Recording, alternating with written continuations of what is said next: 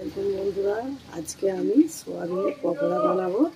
তার জন্য যা যা উপকরণ লাগবে, আমি প্রথমে সোয়াবিনটা নুন জলে সিদ্ধ করে হাফ মিক্সচার মেশিনে করে নিয়েছি, হাফ মিল করে নিয়েছি।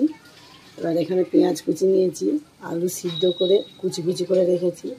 এখানে বেসন, কর্নফ্লাওয়ার, ডিম 4টে, আদা রসুনের পেস্ট, লঙ্কা গুঁড়ো, লবণ, তার সঙ্গে বিট লবণ, লেবু, কাঁচা লঙ্কা, লেবুটা একটু দিচ্ছি স্বাদটা ভালো আসার জন্যে। এগুলো এবারে একটু গরম মশলা নিয়েছি, নিয়ে সবগুলো এবারে মিক্স করে আমি পকোড়া।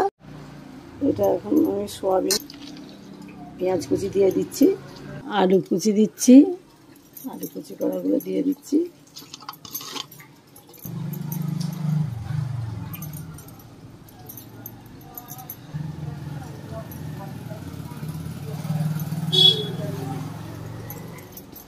আদা দিয়ে দিচ্ছি, আদা পেস্ট, রসুন পেস্ট করা দিয়ে দিচ্ছি, লঙ্কা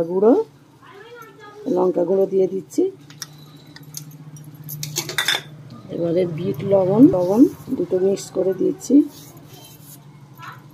লঙ্কা কুচি দিয়ে দিচ্ছি। এবারে লেবুর রসটা নিংড়ে দেব, দিয়ে তারপরে এটা মশলাটা দিয়ে দেব।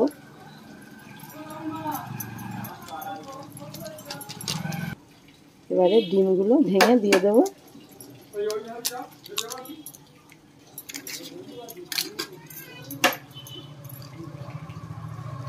ডিম দিয়ে দিচ্ছি।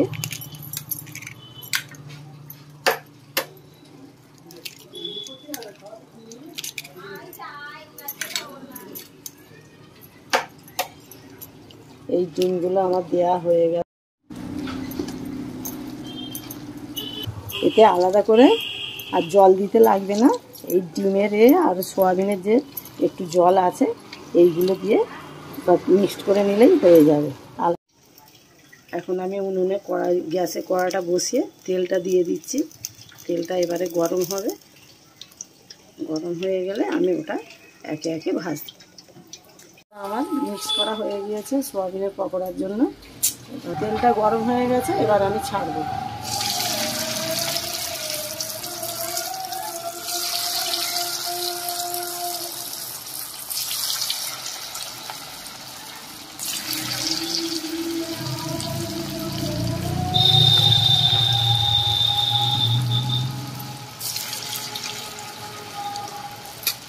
একটু লোক ফ্লেমেই করছি, এটা কারণে